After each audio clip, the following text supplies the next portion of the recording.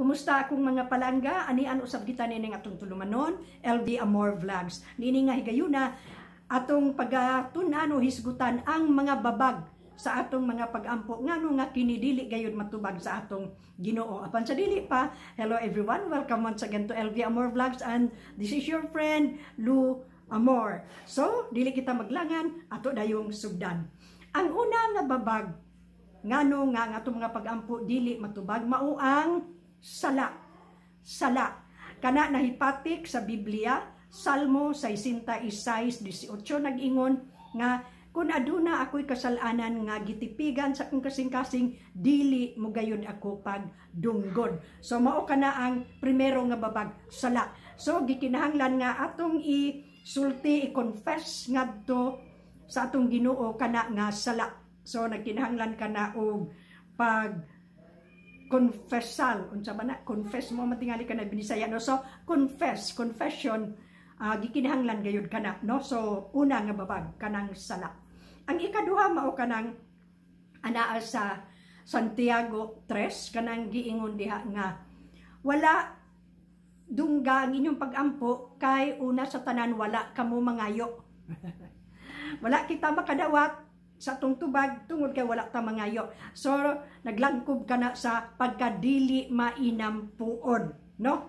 Or dili kita specific sa atong mga pag-ampo kana bang ato yung detalye ngadto sa Ginoo ang atong unsay gusto. So sa pag-ampo dili pwede nga mingon tag Lord kay balo kag unsay akong gusto. So dili na unsa may ihatag sa Ginoo kung maunay atong inampuan.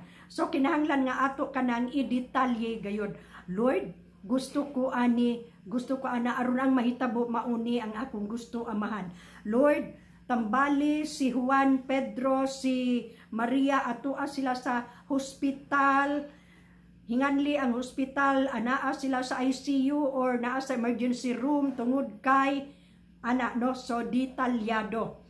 Kung baga dili ang atong mga pag-ampo kinahanglang branded, dili generic, so specific gayod, no? So mao na wala matubag because wala nato klaruha, no? Kita bitaw mingon man tag pag sure oy okay klaro, so kinahanglan klaro gyud na, no? So you receive not because you ask not, no? Ang lain pa nga babag ikatulo mao kanang ang atong mga pag-ampo ana alamang sa atong mga kailibgon, no? Kana bang Lord, madato lang yung ko Lord, makapalit lang yung, makadaog lang yung ko sa loto, palit yung kong Tesla.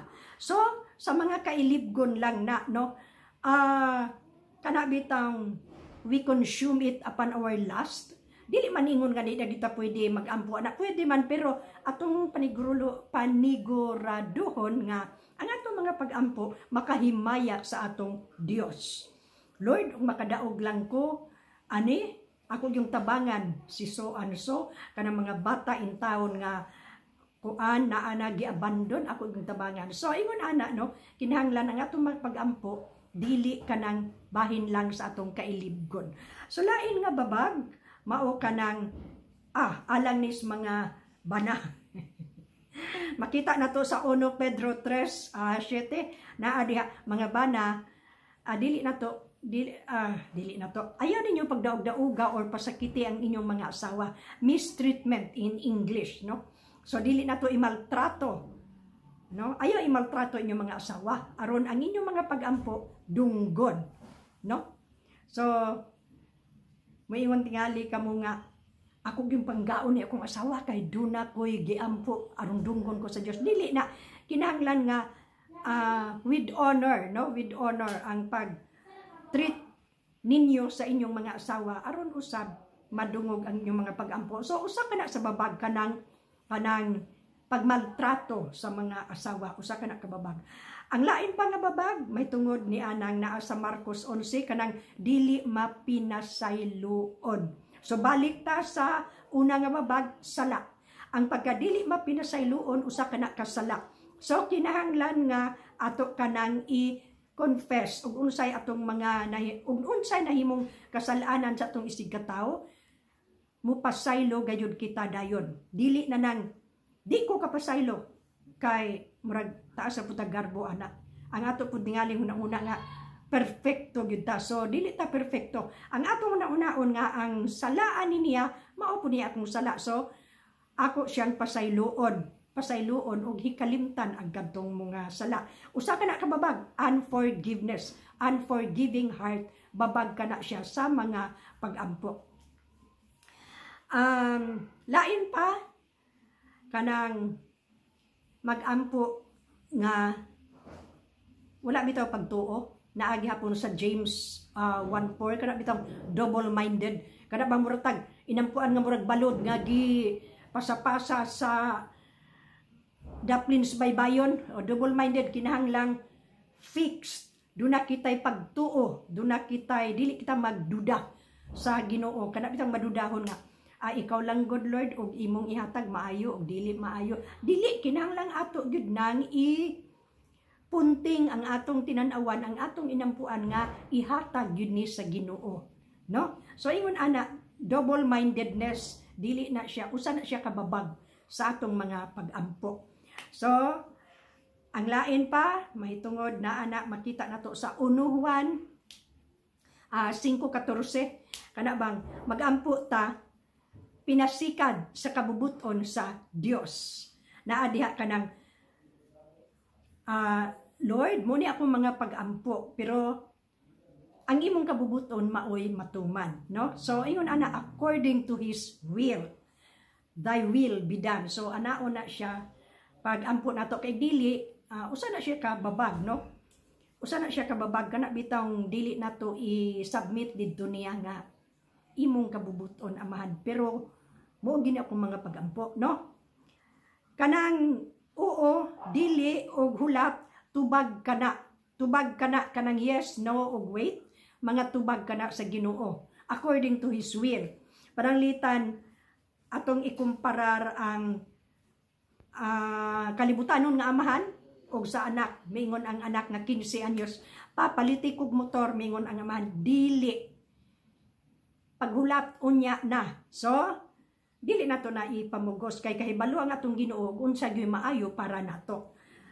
Pareho sa kaamahan sa atong papas kalibutan, dili gid na niya ihatag kung 15 anyos pa ang bata tungod kay hibaw man ta mo paharurot mo din ang bata og padagan, walay lisensya. So ang wait diha paghulat sa insaktong panahon, insaktong edad ug duna na kay lisensya. So mao kana no ang tulo ka tubag, yes, no, wait. Usually kanang no, wait ang sunod ana. Naay mga pag-ampo nga immediately yes.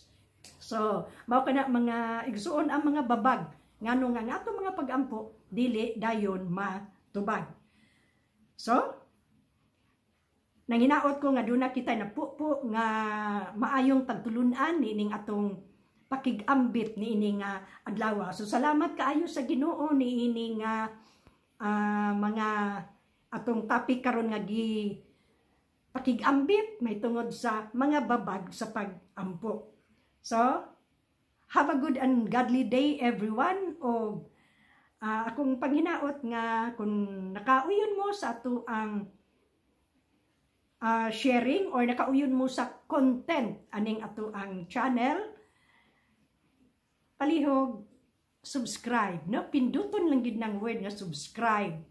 Dayon bell button. So diretso gyud na sa YouTube channel nato, no? LV Amor Vlogs. Manghinaot ko nga magapadayon ang Dios sa pag atiman gayod. Of course, moatiman gyud kana siya because He is a loving God. His mercy endures forever. He is a great God, omniscient, omnipotent, omnipresent God. So thank you very much. O ang Dios magauban, magahigugma kanato. Hangtod sa sunod, salamat gyud kaayo. Thank you, Lord. Thank you so much.